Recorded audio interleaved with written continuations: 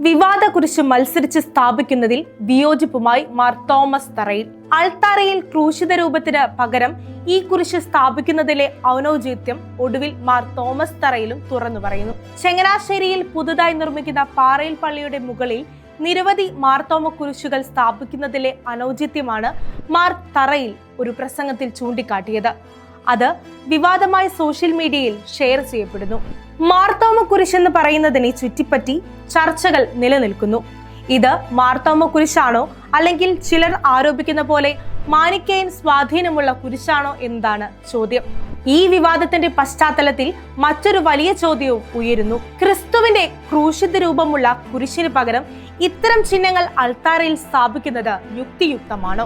കേരളത്തിലെ നസ്രാണി പാരമ്പര്യത്തിൽ കാണുന്ന കല്ലിൽ കൊത്തിയ ചില കുരിശുകൾ സാധാരണയായി മാർത്തോമ കുരിശ് എന്ന് വിളിക്കപ്പെടുന്നു. ഇവയിൽ ക്രൂശിത രൂപം ഇല്ല.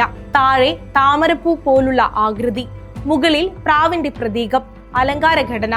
ഇവയെ പഹ്ലവി കുരിശുകൾ എന്നും ചരിത്രകാരന്മാർ വിളിക്കുന്നു. ഇവയിൽ ചിലത് മധ്യപൂർവ്വ ദേശത്തെ ക്രിസ്തീയ കലാരൂപങ്ങളുമായി ബന്ധമുള്ളവയാണെന്ന് കരുതപ്പെടുന്നു. എന്നാൽ ഈ കുരിശുകളുടെ ദൈവശാസ്ത്രപരമായ വ്യാഖ്യാനം സംബന്ധിച്ച് പൂർണ്ണ ഏകാഭിപ്രായമില്ല.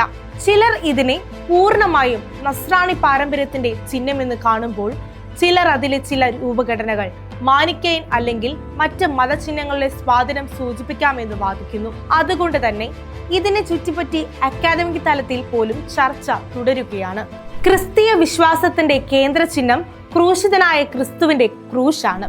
അത് വെറും അലങ്കാര ചിഹ്നമല്ല, മറിച്ച് രക്ഷയുടെ തത്വത്തിന്റെ ദൃശ്യപ്രഖ്യാപനമാണ്. പുതിയ നിയമം തന്നെ ഇത് വ്യക്തമാക്കുന്നു. ഞങ്ങൾ പ്രസംഗിക്കുന്നത് ക്രൂശിക്കപ്പെട്ട ക്രിസ്തുവിനെ തന്നെയാണ്. അതുകൊണ്ട് തന്നെ ക്രിസ്തീയ ആരാധനാലയങ്ങളിൽ ക്രൂശിത രൂപമുള്ള കുരിശ് കേന്ദ്രസ്ഥാനത്ത് സ്ഥാപിക്കുന്നത് ഒരു ആഴമുള്ള തത്വശാസ്ത്രപരമായ പാരമ്പര്യമാണ്. ആരാധനാക്രമ നിർദ്ദേശങ്ങൾ അനുസരിച്ച് അൾത്താരയുടെ സമീപത്ത് ക്രൂശിത രൂപമുള്ള ക്രൂശ് ദൃശ്യമായിരിക്കണം.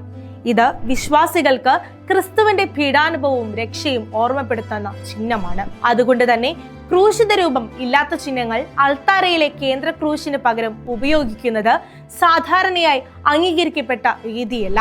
മാർ തോമസ് തറയിലിന്റെ വിമർശനം ഈ പശ്ചാത്തലത്തിലാണ് മനസ്സിലാക്കേണ്ടത്. പ്രസംഗത്തിൽ അദ്ദേഹം ചൂണ്ടിക്കാട്ടിയത് ക്രിസ്തീയ വിശ്വാസത്തിന്റെ ഹൃദയമായ ക്രൂശിനെ മാറ്റിവെച്ച് വിവാദമുള്ള അല്ലെങ്കിൽ ദൈവശാസ്ത്രപരമായി വ്യക്തതയില്ലാത്ത ചിഹ്നങ്ങളെ മുൻനിർത്തുന്നത് ആരാധനാക്രമത്തിന്റെ ആത്മാവിനും സുവിശേഷത്തിന്റെ സന്ദേശത്തിനും യോജിക്കുന്നതല്ലെന്നാണ്. അദ്ദേഹത്തിന്റെ വിമർശനം പാരമ്പര്യത്തെ തള്ളിക്കളയുന്നതല്ല, മറിച്ച് ഒരു അടിസ്ഥാന തത്വം ഓർമ്മിപ്പിക്കുന്നതാണ്. പാരമ്പര്യ ചിഹ്നങ്ങൾ ആദരിക്കാം, പക്ഷേ ക്രൂശിതനായ ക്രിസ്തുവിന്റെ ക്രൂശിനെ മാറ്റി സ്ഥാപിക്കാനാവില്ല. മാർത്തോമ കുരിശ് ചരിത്രപരമായി വിലമതിക്കപ്പെടുന്ന ഒരു പാരമ്പര്യ ചിഹ്നമായിരിക്കാം. അത് കലാരൂപമായോ സാംസ്കാരിക അടയാളമായോ ഉപയോഗിക്കുന്നത് പ്രശ്നമല്ല. പണ്ഡിതനായിരുന്ന കർദിനാൾ ജോസഫ് പാറേക്കാട്ടിൽ മാർത്തോമ കുരിശ് ഇന്ത്യൻ പോസ്റ്റൽ സ്റ്റാമ്പിൽ ഉൾപ്പെടുത്തി പ്രചരിപ്പിക്കാൻ മുൻകൈയെടുത്തതൊക്കെ അങ്ങനെയാണ്. എന്നാൽ അൾത്താരയിൽ ക്രിസ്തുവിന്റെ ക്രൂശിനെ മാറ്റി ഇത്തരം ചിഹ്നങ്ങളെ സ്ഥാപിക്കുന്നത് അദ്ദേഹം അംഗീകരിച്ചിരുന്നതായി കാണുന്നില്ല. അതുകൊണ്ട് മാർത്തോമ കുരിശിനെ ആദരിക്കുന്നതും പഠിപ്പിക്കുന്നതും പാരമ്പര്യപരമായി യുക്തിയാണ്. സീറോ മലബാർ സഭയുടെ ഒരു ഔദ്യോഗിക എംബ്ലം എന്ന രൂപത്തിൽ അത് കാണുന്നതിലും യുക്തിയുണ്ട്. പക്ഷേ ആരാധനയുടെ കേന്ദ്രമായ അൾത്താരയിൽ ക്രൂശിത രൂപമുള്ള ക്രൂശിന് പകരം വിവാദ ചിഹ്നങ്ങൾ സ്ഥാപിക്കുന്നത് സഭയുടെ ദൈവശാസ്ത്രപരമായ പാരമ്പര്യത്തോടും ആരാധന ക്രമ നിർദ്ദേശങ്ങളോടും പൊരുത്തപ്പെടുന്നില്ല. ക്രൂശിതനായ ക്രിസ്തുവാണ് നമ്മുടെ രക്ഷ. അതുകൊണ്ട് ക്രൂശ് ആരാധനയുടെ ഹൃദയത്തിൽ തന്നെ നിലനിൽക്കണം. അതിനെ മാറ്റി മാർത്തോമ കുരിശ് എന്ന് വിളിക്കപ്പെടുന്ന കുരിശ് കാണുന്നിടത്തെല്ലാം പ്രതിഷ്ഠിക്കാൻ മത്സരിക്കുന്നതിലൂടെ മറന്നുപോകുന്ന ഒന്നുണ്ട്. ക്രൂശിതനായ ക്രിസ്തുവാണ് നമ്മുടെ രക്ഷ.